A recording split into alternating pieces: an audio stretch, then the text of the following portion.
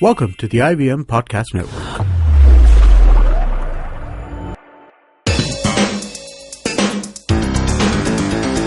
You're listening to TFG Football. Well, here we are back again with another episode of the TFG Football, just like our man Joshua says it in the start. So before we get down to the actual business for today, what we are going to talk about, let's see what has happened around in Indian football. Well, two major points coming out. East Bengal has signed Ildar Amirov, a player from Kyrgyzstan. And to talk a little about that, Chiranjeet is joining me via Skype. So as the usual disclaimer that goes, well, he's away from the studio, so you shall hear some disturbance. Please do not hang up at that because we have really good information on today's show. So Chiranjeet, how does this player look like? Is he promising? A good signing for East Bengal? Yeah, pretty good. He is from the, he was born in the Soviet Union, later became a Kyrgyzstan citizen. I think that's how it worked. I don't really know exactly how the nation dividing worked. So, tall forward, 6'2" inches and all that stuff. He's played for the Kyrgyzstan national team since 2006. Yeah. Although I don't really think like his record has been glowing. Like he's played 33 international matches, scored only 2 goals. That's not the best kind of forward you want. Right. But you know. That was at a very different level. I mean, first time I saw him was in 2010 when he was playing against India in the AFC Challenge Cup. If I remember, he scored against India. So that was one of the highlights of his career right there. But the guy has hit a bout of form recently from what I'm looking at online. A 30-year-old forward, he was playing for Turanspor at the Turkish Amateur League. Okay, and he has scored 42 goals in 31 matches. Okay, 42 goals in 31 matches in any league is no joke. Yeah, it's a big thing. But again, but then again, my concern is that he was playing at an amateur setup. Okay, so obviously there will be some kind of quality difference with the professional league, but still it's a you can say it's comparable if you are playing at the at the Turkish Amateur League and you're coming to the Indian Professional League. Yeah. So I think they are just looking at the past performances he has had in subcontinent, doing against India and stuff, and saying this guy is effective, and he qualifies for the Asian quota. So obviously he can come in and. You can expect him to have a decent run in the I-League. Yeah, well, it would be a challenge for him, and if he emerges out with flying colours, one will have to wait and see till the end of the season. Now, moving on to another club, we did speak about this while reviewing the matches that they had. So, Chennai City were facing a bit of problems with their venues, and now here they are looking at an alternative venues. Any updates on that, Chiranjeet? Yes, from what I'm hearing, they are looking at they don't want to really play the rest of their games over there. But the problem is there are not many AIFF standard grounds in Tamil Nadu which can be used for football. So in Chennai there are not many options. Like Jawaharlal Nehru Stadium, that's it. You're not gonna get much more than that. And then again, we discussed this in detail in the last yesterday's show, that the pitch is in a terrible condition. It seems like they wanted the pitch to go bad. They didn't take any care of it. So why would you play like 3-4 lakhs per game if you don't even get the minimum requirement? They didn't even get the dugout ka jo shade hai chairs ke piche. Even that wasn't there.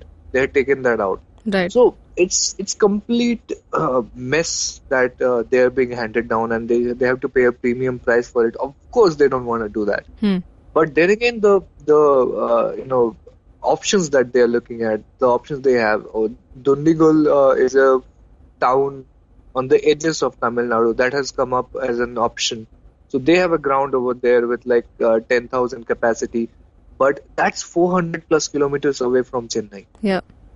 And so So you are completely sending a club to exile, and we saw last time, Mumbai FC going to exile. It wasn't a pleasant period, right? Right. It completely cripples a club because you're not playing for your core fan base. Hmm. So the entire long-term vision that you want to work towards, that gets derailed. So it's sad that they are in this situation, but I don't know. Maybe I'm hoping they just take care of the ground, lay down some new grass, and make it better before the next game, and lower their rent, because obviously at right now they are not getting their money's worth out of Jawaharlal Nehru Stadium. So the best solution, I think, is some kind of compromise is reached between the SDAT, Sports Development Authority of Tamil Nadu, and Chennai City, and they use a more you know improved version of the Jawaharlal Nehru Stadium. Otherwise, we're looking at hardship. Yeah, yeah. Pretty much difficult times for Chennai City, a new club into the I-League, but hopefully they see light at the end of it. And now moving on to the big thing that we have on the show today, it's the interview. Chiranjit had this conversation with Mr. Shaji Prabhakaran. He is the FIFA South Asian Regional Football Development Officer, and this was back when he was launching a book, Shaji Prabhakaran, his book titled Back to the Roots, and on the sidelines Chiranjit had a conversation with him. So Chiranjit, before we head on to the conversation, what was the main crux of it? Was it about the book? Was it about he's the FIFA development officer? So what was, the talks, and did he speak mainly about the merger or anything related to Indian football?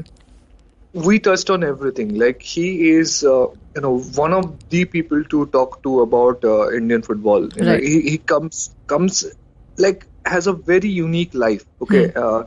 Like, he started out as a player, became a coach, then moved into administration, then first worked with AIFF, then moved on to FIFA, and now he's the development officer of not only South Asia but Central Asia. Okay. So he's somebody who travels the world, who sees football cultures throughout the continent, and he can bring in the perspective. Like, that's what you get from him when you speak to him. He's very frank to talk to.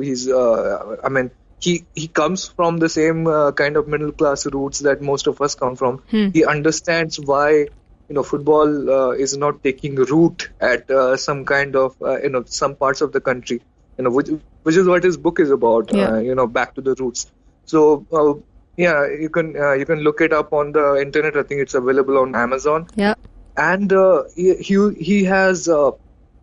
It's that kind of frankness that he talks about, all the problems, all the challenges that we are facing, and he brings in this unique perspective where he compares it with the challenges he sees in other countries, Right. Eastern Europe or maybe Afghanistan or somewhere else. So he can say, like, okay, they have those problems and they used these methods to overcome them. We can do the same. We can even do better. Right. So that's what he brings in, this entire aura of optimism about the challenges that we have. And it was a pretty long conversation because he's an engaging person like that. Yeah. And it encompassed everything from his experiences to the realities and challenges that we are facing in Indian football. So I think without wasting much time, we should just hear what the man has to say. I mean, like you mentioned, he's the one man to listen to talking about Indian football and various other things related to football. So here you go. At what point, did you realize that football is going to be what you would build a career and a life on? I think very early when I joined my professional college, and then at the age of 19 itself, I made my mind that I have to do something in football. But then, at that stage, it was to become a player, more focus on my training and all. But then I always had in my mind I have to do something different, but not the usual thing.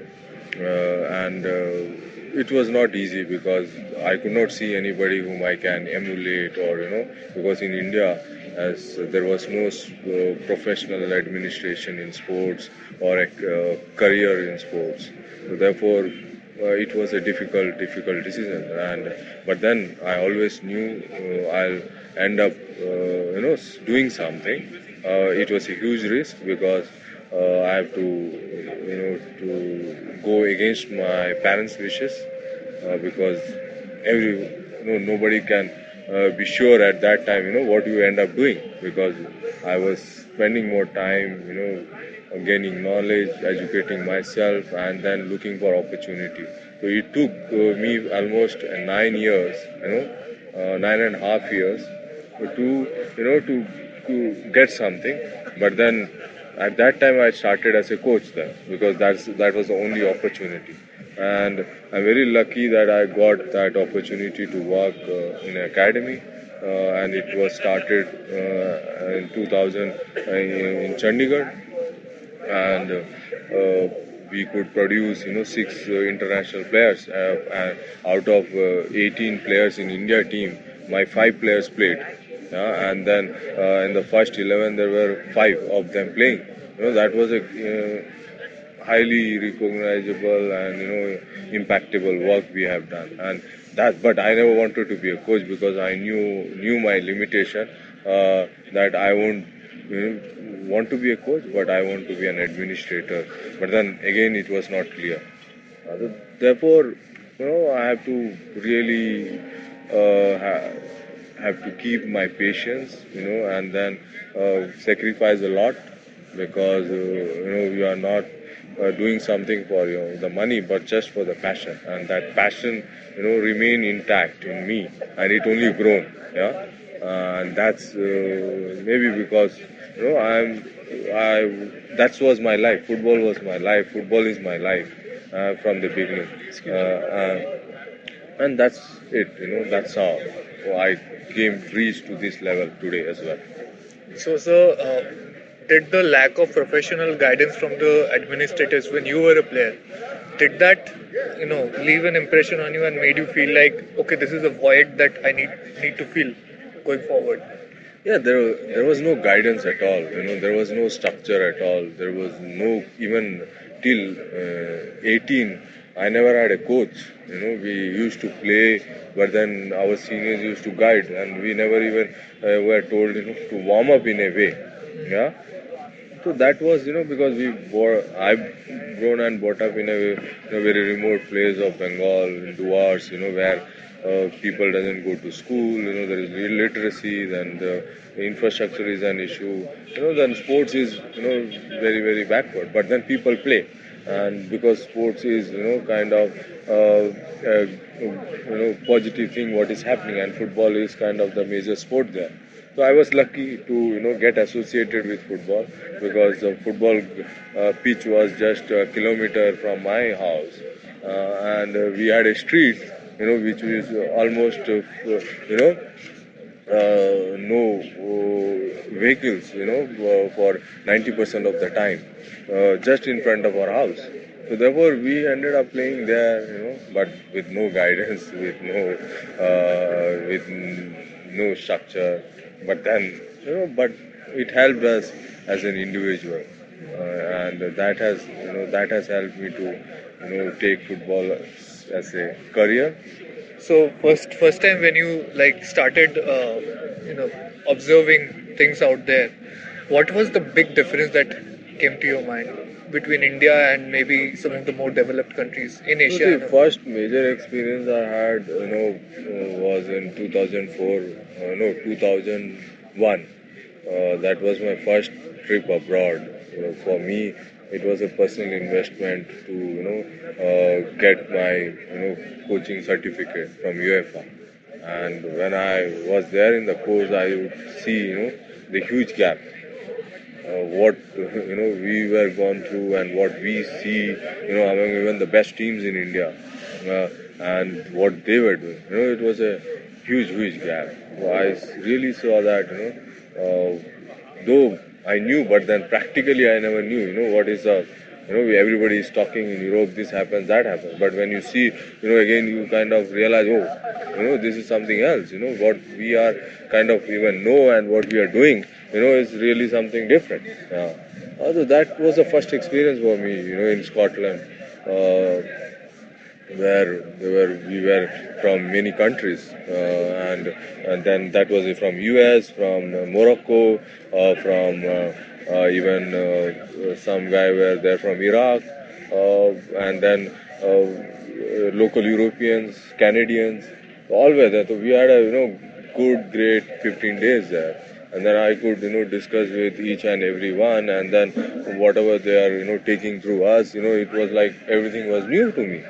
So I was thinking, we are not, we are so backward in terms of what we are doing. But then here at that time there was no structure, and there was no program to develop football, and the coach education was just not a regular thing here as well.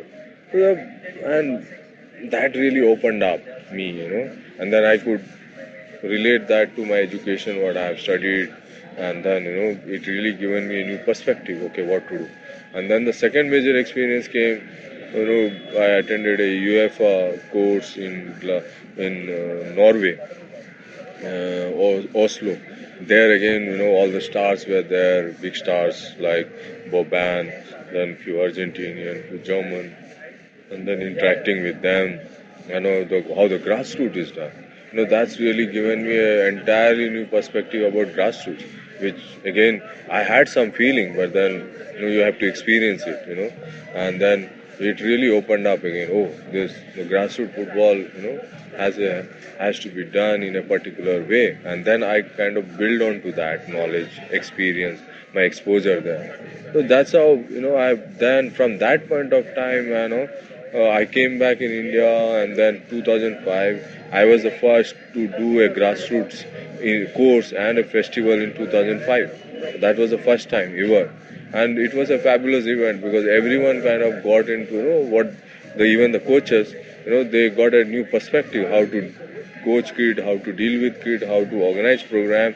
Because I personally, because I thought whatever I gained I should share. So I made a request to AFF, can I do it? So it was, took time, but then they agreed. It was really, I'm thankful to them. But then we didn't had a plan. Otherwise, what I had started in 2005, had there been a, kind of a skill light up or a progression, then would have, we only started our grassroots in 2012 in a way now. So we say 7 years we missed, but then that's but again now things are happening, so I'm really happy. The 2012 is really a year where a lot of new things have been initiated, and it's the right way. So and it's growing now.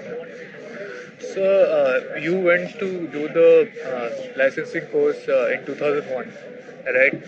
So that was still the time when the Subhash Bhaumik and Subrata Bhattacharyas of the world were dominating the National Football League.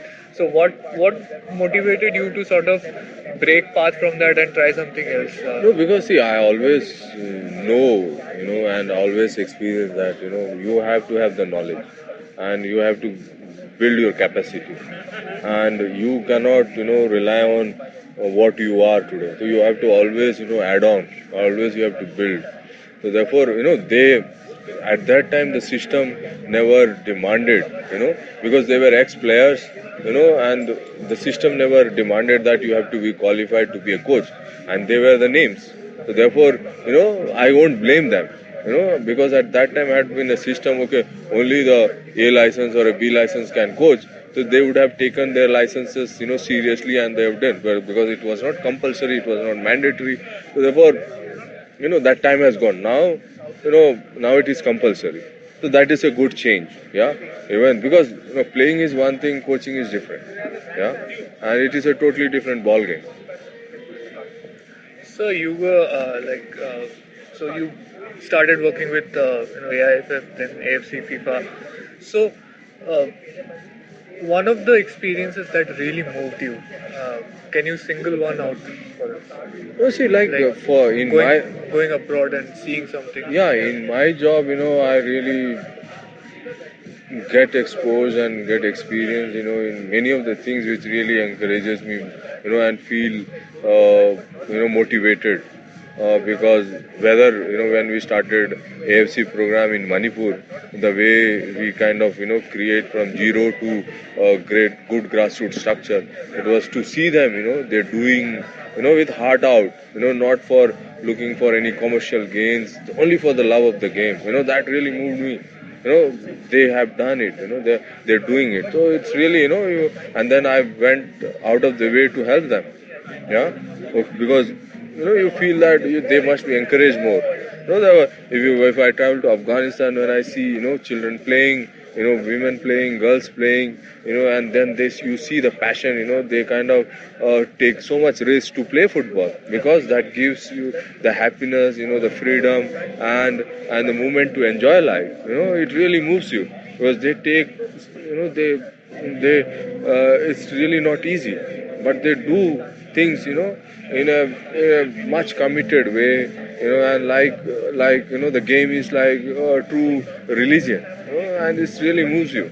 And it is not that there is huge fund, they do with little more. That really moves me. There are countries, they don't cry about we don't have money, but then they only cry about we want to do more and more. They themselves to say, okay, we want to do more. And they kind of find their ways and means. It's not all about money. It's about taking initiatives and doing it with all the dedication.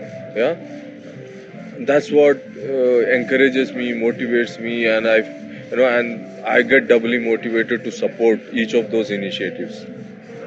So, sir, you had a transition from starting from a fan to a player into a administrator. So when you're looking at the game from outside, the usual fans' emotion is that you get frustrated with a lot of things not happening. You get angry. Why are we not doing this? Why are we not doing that? So you must have gone through those times as well. So going from that to becoming one of the part of the administration and taking initiatives, how does the phase shift work? Yeah, see, it really first when you are fan, you are more frustrated when you see things are not happening in terms of performance, in terms of things that should be there. It is not happening but when you get into the system, you come to know the realities. Yeah, you understand the constraints, you understand the challenges, because you yourself are dealing. So therefore, it gives you a kind of understanding. Okay, yeah, this is possible, this is not possible. That has really helped me as also grown, because I was like a kind of an activist when I was working even the federation. I will tell to my boss, why you are not doing this, why you are not giving me this responsibility, this we can do, and I won't agree to things, and I'll be straightforward. So I was a kind of an activist, which it has got its own consequences. I had to face those consequences, but it's fine. I regret some of my actions, but then some of the actions, I feel proud that I could go and tell people, this should be done, and it is not fair. But yeah, what important is, for me and my experience is like we have to find solution for every problem, and it is not that we have to always complain. Oh, this is not happening, that's not happening. But then, can we go or meet people and discuss solution and say that we can be part of it? Yeah. So therefore, everyone in the ecosystem can play a role. And if I understand the frustration and the lack of progress in many aspects, but then when we are doing something, we will understand that this can only happen through this mechanism, not the mechanism what as an individual we think. So therefore, as institution, how things can work, it doesn't work as an individual, because it's different. Because in an institution, in a structure, you have to take people along. Yeah? You have to go work as a team. It's when you are in responsibility, you understand that this decision will work better, and that decision might not work better in the long term, in the short term. And so therefore, in a developing country, most of the decisions have to be, decisions have to be taken on a long-term impact. Yeah, definitely you have to have certain short-term goals, which is you think one can achieve. Definitely should be, taken, and it should be well communicated. The problem of the frustration with the fans and the other stakeholders are primarily because when there are no communication, when there are no, what is called transparency. If any of the organization are transparent, are kind of communicating proactively, not kind of reacting, so therefore you have already win the battle, because you are already telling your fans, your community, your stakeholder that this is what we are doing and we are progressing, and now we will reach to our target. So it is not that when you start something you communicate and you really don't communicate during the phase. So therefore everybody has the right to kind of question, okay, what's happening, where we are going, and there the problem is. So therefore the communication has to be very structured. It should be around a strategy, and the messaging should be very very kind of pinpointed, and the consistency in messaging as well, and who should communicate, why one should communicate, where to communicate, how much to communicate, and with whom to communicate, and which mediums one should use to communicate. So all this is has to be well planned, well thought, and documented, and that's how we can control the frustration and can win the stakeholders and fans to be part of your journey, and that's how we can achieve the success and reach to that top. So how tough do you think it is to plan for the long term with the kind of attitude that we have seen from stakeholders? I mean, I-League clubs had to be brought kicking and screaming into the AFC licensing criteria. ISL franchises are only now coming around to it. So how do you address this apparent conflict that comes up, that okay, now let us focus on something, get instant results to a certain extent, and then think about long-term development plans later? No, all is possible. It's all depends upon how you approach with everyone, how you engage them, how you involve them, how you tell them that this would be the impact and this would be the gains and these are the pains. If that happens in a very open way, people will buy in. The stakeholders will see the clubs definitely, because they are a standalone. Because they invest, they have, they think, they say, oh, it's our money, we are free to do whatever. But then you are telling us to do this, that. What are you doing for us? These are the usual question comes, and they may be the right. Yeah, why you are telling us what to do with our money? No, but what should happen is as is already is happening in a way, like these clubs, the stakeholders should know this is what we will achieve together. Yeah, and this is the role we will play, and this is, if we play this role, you will get into this, you will reach here, and you have to play this role, you will reach there. So therefore it's a partnership approach and a give and take approach, and that's how the marriage will happen. There has to be trust. The trust need to be created. They need to see, okay, you are genuine. And it's all about communication, those internal communication, and showing a very very transparent plan, because everybody at the end would like to see a successful product, whether as a national team, whether as a club team. Yeah, so therefore everybody wants, okay, what I'm going to get if I do this. So therefore, if we can showcase or present a picture, definitely there's a buy-in, and it happens. It is not that it doesn't happen. but there has to be some compromises made in terms of to start. And if there are these low hanging fruits which one can identify in short term, and if that is achieved, then people participation kinds of gains. So, if there is one aspect of of how football is administered and practiced in one of the developed countries that you could have in India right now, what would you pick?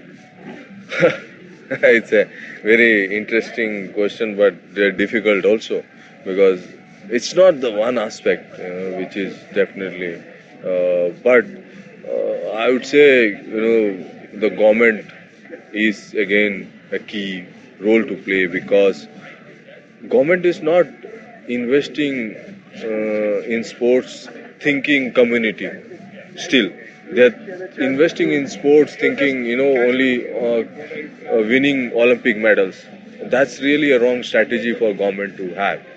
First the government should invest in sports thinking that this will help our community, this will help our children and youth, this will help to reduce lifestyle diseases, this will help to have more constructive society, this will help our youth to achieve certain elements, and it can create unity, it can create brotherhood, and it can create value, and that's where and I think that's the key.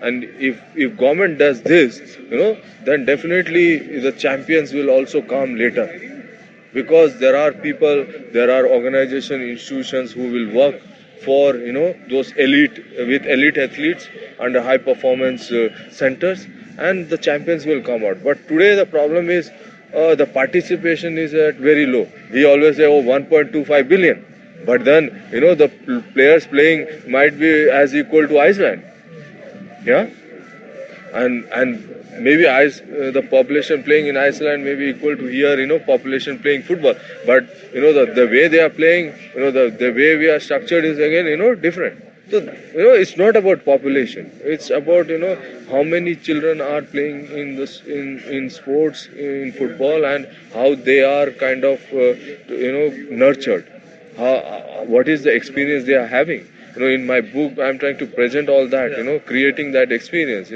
creating that lifelong passion, lifelong love for football. That's very important. We cannot take, say everyone says, oh, you have to start at 6. At 6 doesn't mean, you have to drill a child, to make him a player, but to give them a football experience, That's what is important. Not that, oh, this, why you haven't scored the goal, why you could not trap the ball, all this is not going to work. When you say, one says, oh, you have to start at the age of 6 or 5 or 7. Yeah, but there is all about, kind of putting, giving the experience to the children, where they see football as a friend, football as a lifelong partner, football as a medium to have fun, to medium to make friends, medium to enjoy the match, and that's what we need, and the government have to play that role, and through their changing the educational policy, changing the sports policy, and involving health sectors, education sectors, social sector all into it. And that's how that one point is very key, because more children play means is better for the country first, and then definitely the game will benefit. So in your book you dedicate a chapter towards just making that happen, playing football in schools and everything. So what advice would you have for parents who are concerned about their children following and trying to take up football professionally, and more than 90% of who try to do that fail, right? So how do you get around that? I think our parents need to understand the importance of sports, and they have to think that sports means value to life. and they should not think that I am putting my child to be a next Messi or Ronaldo or a Tendulkar. That's where they are wrong. They have to put a child into sports thinking that it will be of tremendous value not only to the child, not only to the family, and to the entire ecosystem, and they will have kind of a they will be much better prepared in life, and then if they have the talent and if they get the environment, definitely they can be professional players. But then when they put the child at an early age, thinking that they have to be Messis, they have to be Ronaldos, that's where the things are wrong, because that's not one any parent should think at a very beginning. They should only think when they see a potential in the child at a certain age, and when they know, okay, there is ecosystem will support. And what I say is that, okay, you can spend 10 hours or 8 hours studying, so why cannot you find 1 hour to play the game? In within 24 hours definitely you can find 1 hour to play sport. And school, it is responsibility of the school and also the responsibility of the government, as as per UN Charter, children has a right to play, and it is when these rights are not given to the child, therefore we are not developing the child in the right way, and therefore these children should get exposure, opportunity to play sport. And the school is the best place to do that, because they are spending considerable time in school. And what I say, if they play in school, the school should not think that we are producing champions. That's where they are wrong. They only think that, okay, winning a match, winning to produce a champion athlete, no. The school should, like they take humanities, science, like every student go through every subject. Therefore, every child in a school must have the opportunity to play, any sport. That doesn't mean, you try to produce a champion. No, the champions will be produced by, those professional agencies. If the children are not playing, first they are not becoming healthy, they are not going to be constructive, and they will spend their energy in things which, you ultimately say, oh, they are kind of, not disciplined. So and the school and the society will gain a lot from, having this. So therefore, I am kind of saying, this should happen. And the children deserve this, and today's generation, they deserve more and more, because they are in a in a digital world, in a virtual world. So therefore they are more spending their time in their smartphones. That is going to further alienate them from many things, and they will be they have a lot of negative impact, to the child itself, to the society itself, to the family itself. So therefore I say, you can really control this aspect as well. Where they play means, they are doing something which is requirement of the body. Today the children lives in a AC house, travels in AC bus, in a AC school, and when some of the child kind of sweats, the parents thinks this is an unusual thing, and one should sweat because that's the requirement of the body. And if you are not putting those workloads in the body, therefore your body is not kind of your immune system won't develop, your body won't develop, your organ systems won't develop. Therefore sports is very fundamental for our survival, because we are living in a very automated world where everything is click of the button.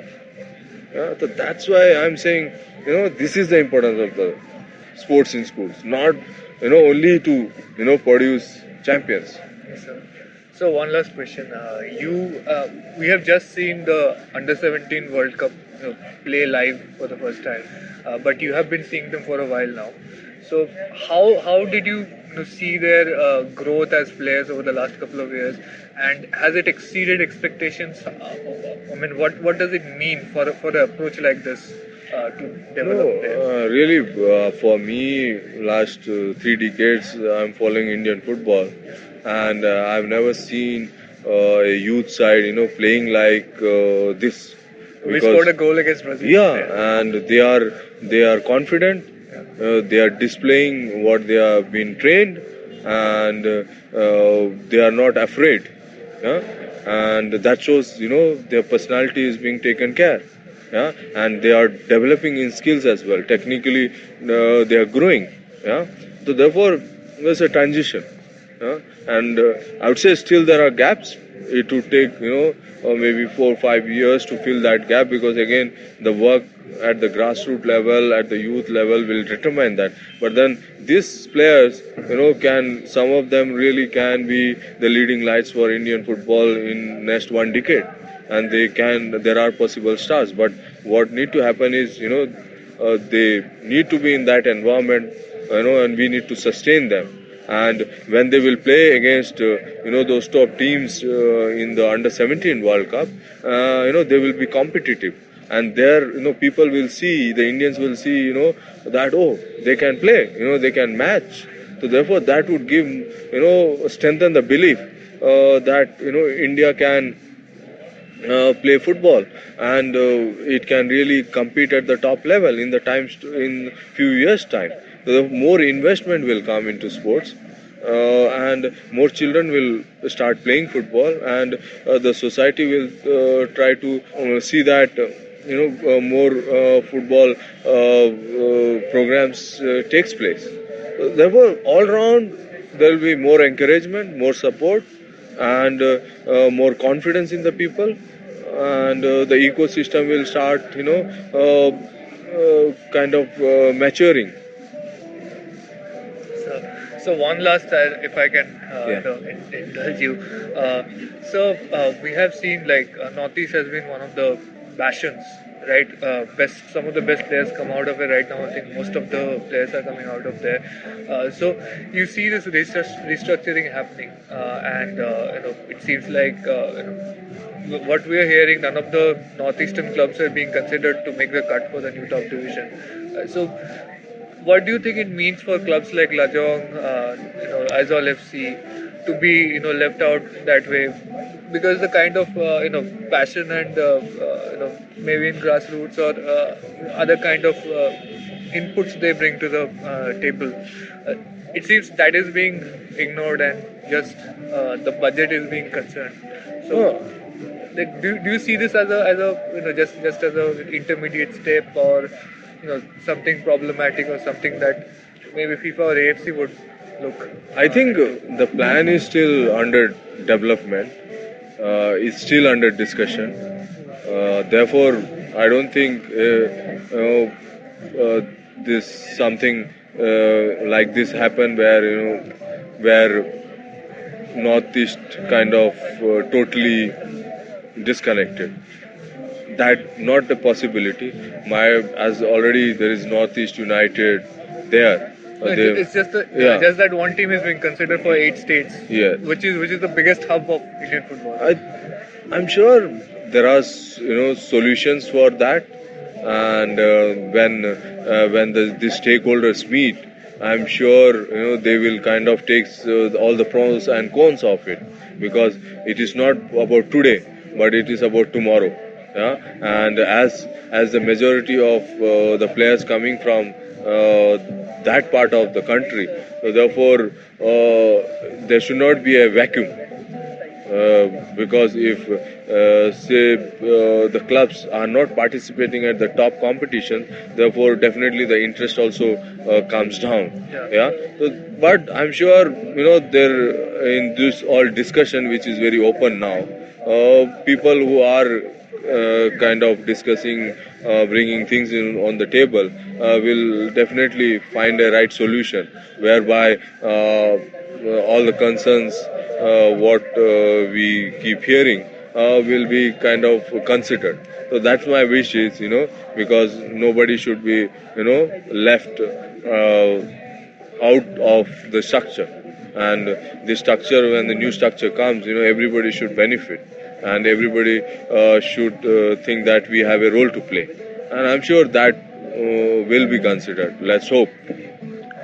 Yeah? Thank you, sir. Thank you. Pleasure. Well, there you go. That was a pretty much intense conversation right there, from everything touched upon, just like Chiranjeev mentioned during the start. Now, just like all of us, when we talk about certain things, we end on a note that says we hope that the future is bright. We hope that whatever happens is good for the Indian football. And here is the man, Mr. Shaji Prabhakaran, who also ended on the same note. So I think Chiranjeev is pretty much, we're all on the same side, right? Yeah, it's one of the things that I've always loved about the football culture is that there are these individuals. We just when we watch a match on TV, Right. you just see the players and the coach, and that's it. Yeah. Right? But when you engage with the culture, you see these countless individuals like this who have dedicated their life to the sport. But you don't see them on the pitch during the game. But they are so instrumental, so important to the development of the sport, to make the sport survive and thrive. And I hope we get to talk more people like Shaji. I hope more people like Shaji come out in Indian football in the future. And we get to tell their stories like this. Right, because you only see 22 men on the field, but there are many, many others working behind the scenes, right? And one of them, you just heard him on the show. Now, well, if you want to talk to him on Twitter, he's on Twitter, and he's a pretty good chap to talk to. He replies instantly. And he's on Twitter as Shaji for football. So it's SHAJI 4, the digit, and football. You know the spelling of football. Well, that's all, folks, today. I hope you enjoyed the interview, and well, let us know what you think about. We are also on Twitter. Chiranjeev as Chiranjeev Oja. I'm on Twitter, Matthew94. Do follow us, our main handle as well, TFG. We're on Twitter and Facebook. Now, you are listening to us on YouTube, so all you have to do is like, share, and subscribe to our channel. You can also hit on the bell icon, so you're updated with the new episode. You can also listen to us on Audio Boom, iTunes, and SoundCloud, etc. All the other podcasting apps. Now, have a great day, folks. Come back to us tomorrow because we have exciting stuff ahead as well. Cheers and have a good day.